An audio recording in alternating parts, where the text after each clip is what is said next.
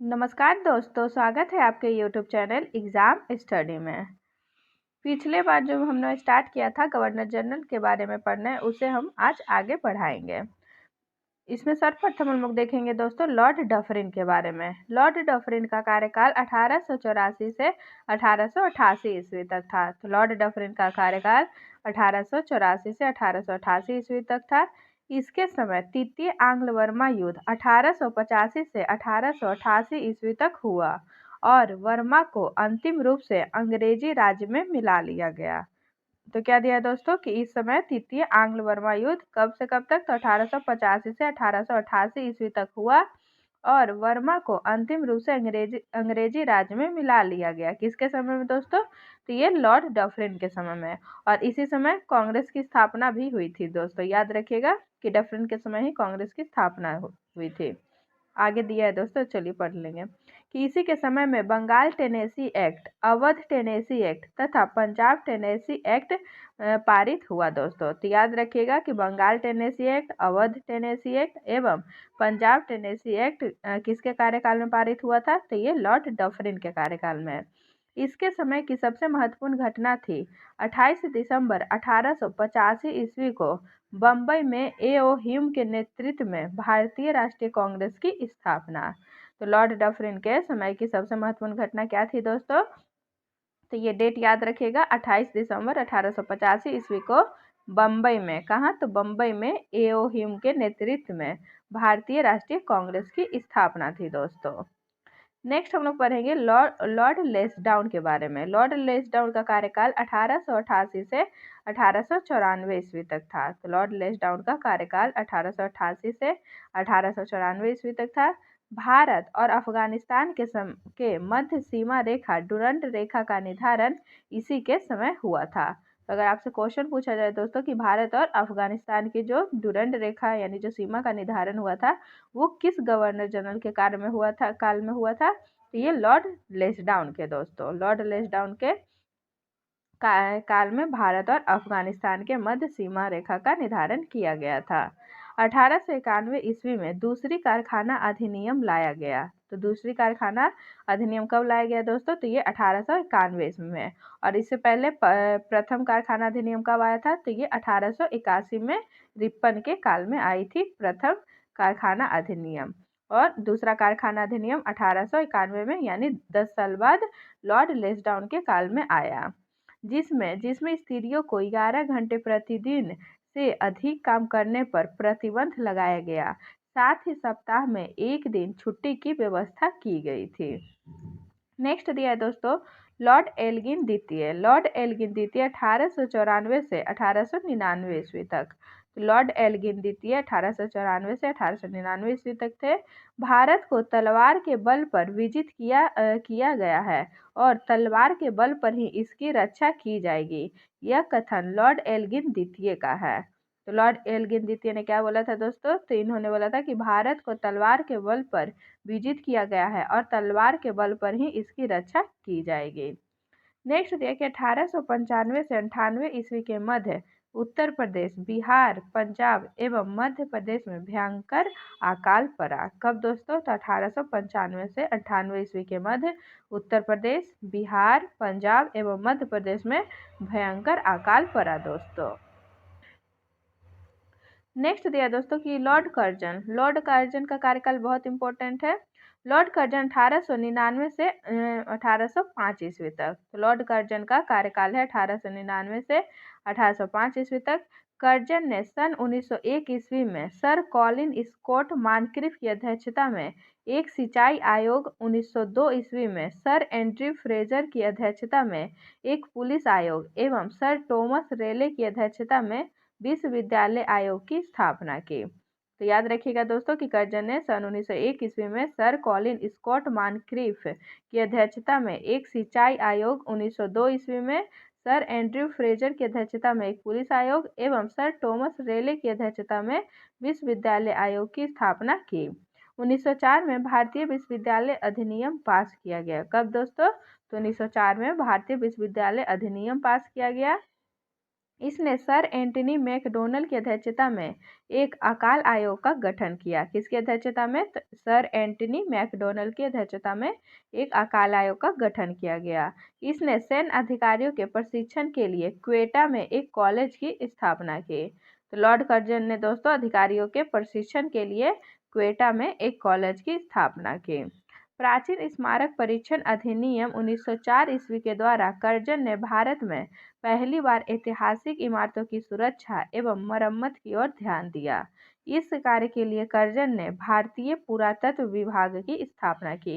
ये क्वेश्चन बहुत सारे एग्जामों में पूछा गया है दोस्तों कि भारतीय पुरातत्व विभाग की स्थापना किसने की है या किसके काल में हुआ? तो ये लॉर्ड कर्जन के काल में हुआ है दोस्तों। नेक्स्ट दिया है कि इसी के काल के दौरान कलकत्ता में विक्टोरिया हॉल का निर्माण हुआ है। तो वर्तमान में दोस्तों जो कोलकाता में विक्टोरिया हॉल है उसका निर्माण किसके कार्यकाल में हुआ है? तो ये लॉर्ड कर्जन के काल में। कर्जन के भारत विरोधी कार्यों में सर्वाधिक महत्वपूर्ण कार्य था 1905 में बंगाल का विभाजन। नेक्स्ट याद रखेंगे दोस्तों लॉर्ड मिंटो द्वितीय। लॉर्ड मिंटो द्वितीय का कार्यकाल 1905 से 1910 ईस्वी तक था। लॉर्ड मिंटो 1905 से 1910 ईस्वी तक रहे थे। इसके समय में आगा खां एवं सलीम उल्लाह खां के द्वारा ढाका में 1906 में मुस्लिम लीग की स्थापना की गई। तो किसके समय में दोस्तों? तो लॉर्ड मिंटो द्वितीय के समय में आगा खां एवं सलीमुल्लाह खां के द्वारा ढाका में 1906 ईस्वी में मुस्लिम लीग की स्थापना की गई। 1907 ईस्वी के कांग्रेस के सूरत अधिवेशन में कांग्रेस का विभाजन हो गया। कब दोस्तों? तो 1907 ईस्वी के कांग्रेस के सूरत अधिवेशन में कांग्रेस का विभाजन हो गया था। और ये 1907 ईस्वी में कांग्रेस का अधिवेशन किसने किया था दोस्तों? तो ये रास बिहारी बोस ने किया था, रास बिहारी बोस। नेक्स्ट दिया है दोस्तों कि इसके शासनकाल में 1907 ईस्वी में आंग्ल एवं रूसी प्रतिनिधि मंडलों के बीच बैठक हुई। तो इसके शासनकाल में 1907 ईस्वी में आंग्ल एवं रूसी प्रतिनिधि मंडलों के बीच बैठक हुई थी। मुसलमानों के लिए अलग निर्वाचन व्यवस्था मिंटो मार्ले सुधार अधिनियम 1909 ईस्वी के द्वारा किया गया। तो मुसलमानों के लिए अलग निर्वाचन व्यवस्था मिंटो मार्ले सुधार अधिनियम 1909 ईस्वी के द्वारा किया गया दोस्तों। नेक्स्ट दिया है लॉर्ड हार्डिंग द्वितीय। लॉर्ड हार्डिंग द्वितीय 1910 से 1915 ईस्वी तक। तो लॉर्ड हार्डिंग द्वितीय का कार्यकाल 1910 से 1915 ईस्वी तक था। इसके समय में ब्रिटेन के राजा जॉर्ज परचम भारत आए। 12 दिसंबर 1911 ईस्वी में दिल्ली में एक भव्य दरबार का आयोजन हुआ। तो क्या दिया है दोस्तों कि इसके समय में ब्रिटेन के राजा जॉर्ज परचम भारत आए। 12 दिसंबर 1911 ईस्वी में दिल्ली में एक भव्य दरबार का आयोजन हुआ। यहाँ पर बंगाल विभाजन को रद्द करने की घोषणा की गई एवं भारत की राजधानी कलकत्ता से दिल्ली स्थानांतरित करने की घोषणा की गई। 1912 ईस्वी में दिल्ली भारत की राजधानी बनी।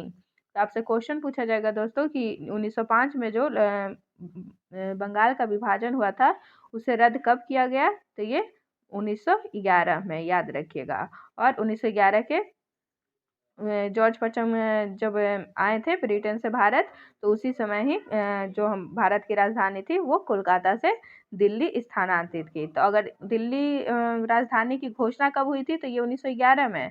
लेकिन अगर दिल्ली राजधानी मतलब कब बनी? तो ये 1912, याद रखिएगा। दोनों डेट में कंफ्यूज मत होइएगा। नेक्स्ट दिया है कि 23 दिसंबर 1912 ईस्वी को लॉर्ड हार्डिंग पर दिल्ली में बम फेंका गया। कब दोस्तों? तो 23 दिसंबर 1912 ईस्वी को लॉर्ड हार्डिंग पर दिल्ली में बम फेंका गया। इसी के समय 28 जुलाई 1914 ईस्वी को प्रथम विश्व युद्ध प्रारंभ हुआ। तो क्या दिया है दोस्तों कि इसी के समय यानी लॉर्ड हार्डिंग के समय में ही 28 जुलाई 1914 ईस्वी को प्रथम विश्व युद्ध प्रारंभ हुआ था। इसी के शासनकाल में फिरोज शाह मेहता ने बॉम्बे क्रॉनिकल एवं गणेश शंकर विद्यार्थी ने प्रताप का प्रकाशन किया था। तो लॉर्ड हार्डिंग के समय ही दोस्तों फिरोज शाह मेहता ने बॉम्बे क्रॉनिकल एवं गणेश शंकर विद्यार्थी ने प्रताप का प्रकाशन किया। 1916 में लॉर्ड हार्डिंग को बनारस हिंदू विश्वविद्यालय का कुलाधिपति नियुक्त किया गया। कब? तो 1916 में लॉर्ड हार्डिंग को बनारस हिंदू विश्वविद्यालय यानी BHU का कुलाधिपति नियुक्त किया गया। नेक्स्ट हम लोग पढ़ेंगे दोस्तों लॉर्ड चैम्सफोर्ड के बारे में। लॉर्ड चैम्सफोर्ड का कार्यकाल 1916 से 1921 ईस्वी तक था। लॉर्ड चैम्सफोर्ड का कार्यकाल 1916 से 1921 ईस्वी तक था। कांग्रेस के लखनऊ अधिवेशन 1916 ईस्वी में कांग्रेस का एकीकरण हुआ एवं मुस्लिम लीग के साथ समझौता हुआ। तो ये लखनऊ अधिवेशन याद रखिएगा दोस्तों, बहुत इंपॉर्टेंट है। इसी में कांग्रेस का जो 1907 में कांग्रेस में विभाजन हो गई थी, तो उसी कांग्रेस का एकीकरण कब हुआ? तो ये 1916 में हुआ और मुस्लिम लीग के साथ भी इसी अधिवेशन में समझौता हुआ। 1916 में पूना में महिला विश्वविद्यालय की स्थापना हुई। तो 1916 ईस्वी में पूना में महिला विश्वविद्यालय की स्थापना हुई दोस्तों। नेक्स्ट दिया कि इसके काल में 1917 में शिक्षा पर सैंडलर आयोग का गठन किया गया। तो लॉर्ड चैम्सफोर्ड के काल में ही दोस्तों 1917 ईस्वी में शिक्षा पर सैंडलर आयोग का गठन किया गया। इसी के काल में 1919 में रॉलेट एक्ट पारित हुआ। कब दोस्तों? तो इसी के काल में, यानी लॉर्ड चैम्सफोर्ड के काल में ही 1919 ईस्वी में रॉलेट एक्ट पारित हुआ। इसी के काल में 13 अप्रैल 1919 ईस्वी को जलियांवाला बाग अमृतसर हत्याकांड हुआ। खिलाफत आंदोलन एवं गांधी जी का असहयोग आंदोलन इसी के समय प्रारंभ हुआ। तृतीय अफगान युद्ध इसी के समय हुआ था। तृतीय अफगान युद्ध किसके समय में हुआ था दोस्तों? तो ये लॉर्ड चैम्सफोर्ड के समय में हुआ था। नेक्स्ट है दोस्तों लॉर्ड रीडिंग। लॉर्ड रीडिंग का कार्यकाल 1921 से 1926 ईस्वी तक था। तो लॉर्ड रीडिंग का कार्यकाल 1921 से 1926 ईस्वी तक था। 5 फरवरी 1922 ईस्वी को घटी चौरी चौरा कांड उत्तर प्रदेश के गोरखपुर जिले में के बाद महात्मा गांधी ने अपना असहयोग आंदोलन वापस ले लिया। तो किस कारण से महात्मा गांधी ने अपना असहयोग आंदोलन वापस ले लिया था दोस्तों? तो ये 5 फरवरी 1922 को घटित चौरी चौरा कांड के कारण। 1923 में चित्तरंजन दास एवं मोतीलाल नेहरू ने इलाहाबाद में कांग्रेस के अंतर्गत स्वराज पार्टी की स्थापना की। 1923 के चुनाव में इस दल को मध्य प्रांत एवं बंगाल में पूर्ण बहुमत मिला। कब दोस्तों? तो 1923 के चुनाव में स्वराज पार्टी को मध्य प्रांत एवं बंगाल में पूर्ण बहुमत मिला। इसके काल में ही प्रिंस ऑफ वेल्स ने नवंबर 1921 ईस्वी में भारत की यात्रा की। इस दिन पूरे भारत में हड़ताल का आयोजन किया गया था। तो याद रखिएगा दोस्तों कि इसके काल में ही प्रिंस ऑफ वेल्स ने नवंबर 1921 ईस्वी में भारत की यात्रा की और इस दिन पूरे भारत में हड़ताल का आयोजन किया गया। 1921 ईस्वी में मोपला विद्रोह हुआ। तो 1921 ईस्वी में मोपला विद्रोह हुआ था दोस्तों, जो कि केरल में हुआ था मोपला विद्रोह। 1922 में विश्व भारती विश्वविद्यालय ने कार्य करना प्रारंभ किया। तो 1922 ईस्वी में विश्व भारती विश्वविद्यालय ने कार्य करना प्रारंभ किया। 1921 ईस्वी में एम.एन. रॉय द्वारा भारतीय कम्युनिस्ट पार्टी का गठन किया गया। तो 1921 ईस्वी में एम.एन. रॉय द्वारा भारतीय कम्युनिस्ट पार्टी का गठन किया गया। 1925 ईस्वी में प्रसिद्ध आर्य समाजी राष्ट्रवादी स्वामी श्रद्धानंद की हत्या कर दी गई। तो 1925 ईस्वी में प्रसिद्ध आर्य समाजी राष्ट्रवादी नेता स्वामी श्रद्धानंद की हत्या कर दी गई। याद रखिएगा दोस्तों, इन्होंने ही असहयोग आंदोलन में कर न देने का प्रस्ताव रखा था। नेक्स्ट है कि लॉर्ड इरविन। लॉर्ड इरविन का कार्यकाल 1926 से 1931 ईस्वी तक। तो लॉर्ड इरविन का कार्यकाल दोस्तों 1926 से 1931 ईस्वी तक था। 3 फरवरी 1928 ईस्वी में साइमन कमीशन बम्बई पहुंचा। कब दोस्तों? तो 3 फरवरी 1928 ईस्वी में साइमन कमीशन बम्बई पहुंचा। 12 मार्च 1930 ईस्वी में गांधी जी के द्वारा सविनय अवज्ञा आंदोलन प्रारंभ किया गया। तो 12 मार्च 1930 ईस्वी में गांधी जी के द्वारा सविनय अवज्ञा आंदोलन प्रारंभ किया गया। लाला लाजपत राय की मृत्यु के बदले में भारतीय चरमपंथियों द्वारा दिल्ली के असेंबली हॉल में 1929 ईस्वी में बम फेंका गया। तो याद रखिएगा दोस्तों कि लाला लाजपत राय की मृत्यु के बदले में भारतीय चरमपंथियों द्वारा दिल्ली के असेंबली हॉल में 1929 ईस्वी में बम फेंका गया। इसी के समय में लाहौर जेल में जतिन दास ने 13 जुलाई 1929 को भूख हड़ताल शुरू की और भूख हड़ताल के 63वें दिन 13 सितंबर 1929 ईस्वी को उनकी मृत्यु हो गई। भूख हड़ताल का कारण भारतीय एवं अंग्रेज दिनों के बीच व्यवहार में किया जाने वाला भेदभाव था। तो तो याद रखिएगा दोस्तों कि इसी के समय में यानी लॉर्ड इरविन के समय में लाहौर जेल में जतिन दास ने 13 जुलाई 1929 को भूख हड़ताल शुरू की थी और 63वें दिन यानी 13 सितंबर 1929 ईस्वी को इनकी मृत्यु हो गई थी। और भूख हड़ताल का कारण क्या था? तो ये भारतीय एवं अंग्रेज के दिनों के बीच व्यवहार में किया जाने वाला भेदभाव था। 1929 ईस्वी में कांग्रेस के लाहौर अधिवेशन में पूर्ण स्वराज का लक्ष्य निर्धारित किया गया और 26 जनवरी 1930 ईस्वी को स्वतंत्रता दिवस मनाने की घोषणा की गई। तो याद रखिएगा दोस्तों कि पूर्ण स्वराज का लक्ष्य कब निर्धारित किया गया था? तो ये 1929 ईस्वी के कांग्रेस के लाहौर अधिवेशन में।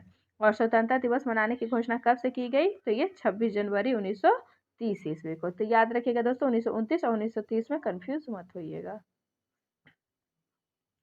नेक्स्ट दिया है कि 12 नवंबर 1930 ईस्वी में लंदन में प्रथम गोलमेज सम्मेलन हुआ।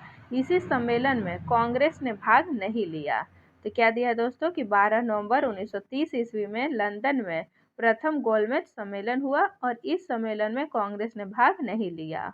5 मार्च 1931 ईस्वी को गांधी इरविन समझौते पर हस्ताक्षर किया गया और साथ ही सविनय अवज्ञा आंदोलन को स्थगित किया गया। कब दोस्तों? तो 5 मार्च 1931 ईस्वी को गांधी इरविन समझौते पर हस्ताक्षर किया गया और साथ ही सविनय अवज्ञा आंदोलन को स्थगित कर दिया गया। नेक्स्ट दिया है दोस्तों कि लॉर्ड वेलिंगटन का कार्यकाल 1931 से 1936 ईस्वी तक था। लॉर्ड वेलिंगटन का कार्यकाल 1931 से 1936 ईस्वी तक था। इसके समय में लंदन में 7 सितंबर से 1 दिसंबर 1931 ईस्वी तक द्वितीय गोलमेज सम्मेलन का आयोजन हुआ। इस सम्मेलन में कांग्रेस ने भी भाग लिया। कांग्रेस का प्रतिनिधित्व महात्मा गांधी ने किया। दूसरे गोलमेज सम्मेलन की असफलता के बाद महात्मा गांधी ने 3 जनवरी 1932 को दोबारा सविनय अवज्ञा आंदोलन प्रारंभ किया। तो याद रखिएगा दोस्तों कि जो कांग्रेस का प्रतिनिधित्व महात्मा गांधी कर रहे थे किसमें? तो द्वितीय गोलमेज सम्मेलन में। परंतु दूसरे गोलमेज सम्मेलन की असफलता के बाद महात्मा गांधी ने जो सविनय अवज्ञा आंदोलन को बंद कर दिया था उसे दोबारा 3 जनवरी 1932 डेट याद रखिएगा दोस्तों 3 जनवरी 1932 को दोबारा सविनय अवज्ञा आंदोलन प्रारंभ किया। 16 अगस्त 1932 ईस्वी में रेमजे मैकडोनाल्ड ने विवादास्पद सांप्रदायिक पंचायत की घोषणा की। इसके अनुसार दलितों को हिंदुओं से अलग मानकर उन्हें अलग प्रतिनिधित्व देने को कहा गया और दलित वर्गों के लिए अलग निर्वाचन मंडल का प्रावधान किया गया। इससे गांधी जी बहुत दुखी हुए और उन्होंने इसे हटाने के लिए आमरण उपवास आरंभ कर दिया।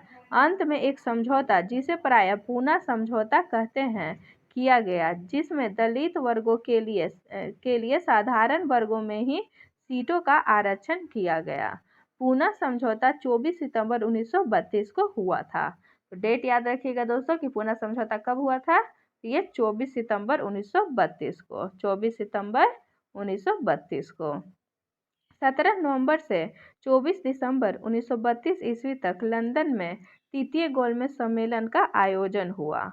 कांग्रेस ने इसमें भाग नहीं लिया। तो क्या दिया है दोस्तों कि 17 नवंबर से 24 दिसंबर 1932 ईस्वी तक लंदन में तृतीय गोलमेज सम्मेलन का आयोजन हुआ। कांग्रेस ने इसमें भाग नहीं लिया। नेक्स्ट दिया दोस्तों कि बिहार में 1934 ईस्वी में भयंकर भूकंप आया। कब दोस्तों? तो बिहार में 1934 ईस्वी में भयंकर भूकंप आया। भारत सरकार अधिनियम 1935 पास किया गया। लॉर्ड विलिंगटन ने कांग्रेस के बम्बई अधिवेशन 1915 ईस्वी में हिस्सा लिया था और इस अधिवेशन की अध्यक्षता सर सत्येंद्र प्रसन्न सिन्हा ने की थी। ये बहुत इंपॉर्टेंट है दोस्तों, याद रखिएगा कि लॉर्ड विलिंगटन ने कांग्रेस के बम्बई अधिवेशन 1915 ईस्वी में हिस्सा लिया था और इस अधिवेशन की अध्यक्षता कौन कर रहे थे? तो ये सर सत्येंद्र प्रसन्न सिन्हा कर रहे थे। नेक्स्ट अब हम लोग पढ़ेंगे दोस्तों लॉर्ड लिनलिथगो का कार्यकाल 1936 से 1943 ईस्वी तक था। तो लॉर्ड लिनलिथगो का कार्यकाल 1936 से 1943 ईस्वी तक था।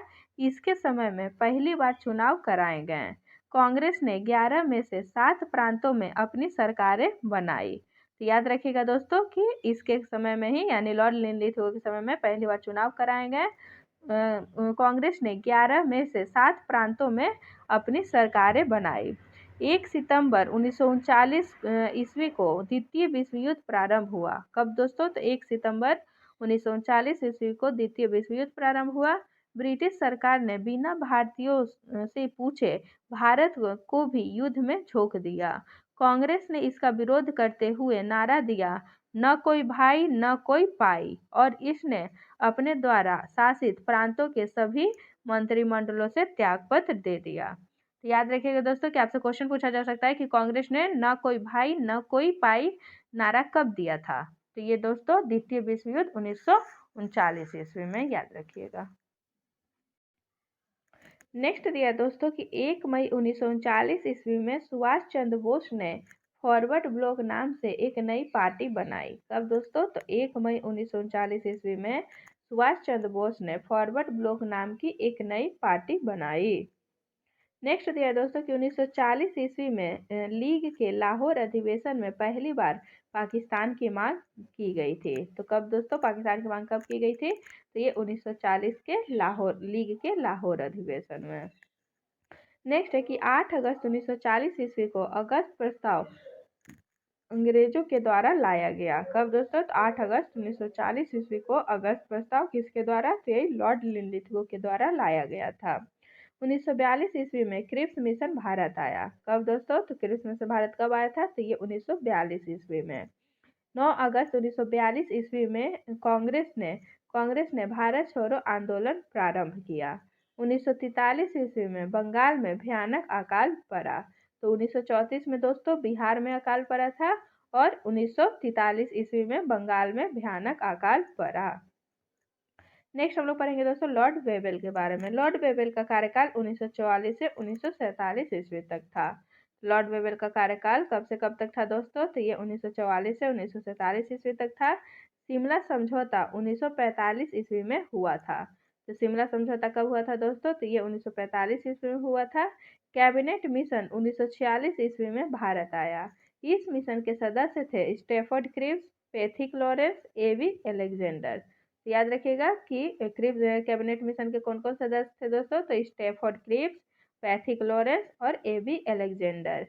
20 फरवरी 1947 ईस्वी में प्रधानमंत्री लॉर्ड क्लीमेंट एटली जो कि लेबर पार्टी के थे। तो याद रखिएगा दोस्तों कि 20 फरवरी 1947 ईस्वी में प्रधानमंत्री लॉर्ड क्लीमेंट एटली जो कि लेबर पार्टी के थे ने हाउस ऑफ कॉमन्स में यह घोषणा की कि जून 1948 ईस्वी तक प्रभु सत्ता भारतीयों के हाथ में दे देंगे।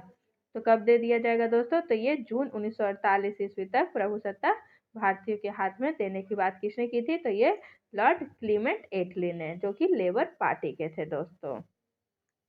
नेक्स्ट दिया दोस्तों लॉर्ड माउंटबेटन। लॉर्ड माउंटबेटन का कार्यकाल है दोस्तों मार्च 1947 से जून 1948 ईस्वी तक। तो मार्च 1947 से जून 1948 ईस्वी तक लॉर्ड माउंटबेटन का काल था। 4 जुलाई 1947 ईस्वी को ब्रिटिश संसद में एटली द्वारा भारतीय स्वतंत्रता विधेयक प्रस्तुत किया गया।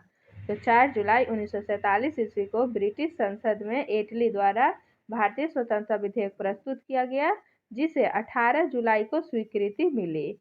विधेयक के अनुसार भारत और पाकिस्तान 2 स्वतंत्र राष्ट्रों की घोषणा की गई। तो याद रखिएगा दोस्तों कि 4 जुलाई 1947 ईस्वी को ब्रिटिश संसद में एटली द्वारा भारतीय स्वतंत्रता विधेयक प्रस्तुत किया गया। ये डेट बहुत इंपॉर्टेंट है दोस्तों, याद रखिएगा 4 जुलाई 1947। कब? तो 4 जुलाई 1947 को भारतीय स्वतंत्रता विधेयक प्रस्तुत किया गया, जिसे 18 जुलाई को स्वीकृति मिली। विधेयक के अनुसार भारत और पाकिस्तान को 2 स्वतंत्र राष्ट्रों की घोषणा की गई।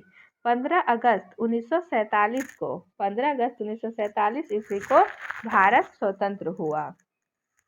स्वतंत्र भारत का प्रथम गवर्नर जनरल लॉर्ड माउंटबेटन हुए। तो स्वतंत्र भारत के प्रथम गवर्नर जनरल कौन हुए दोस्तों? तो ये लॉर्ड माउंटबेटन हुए।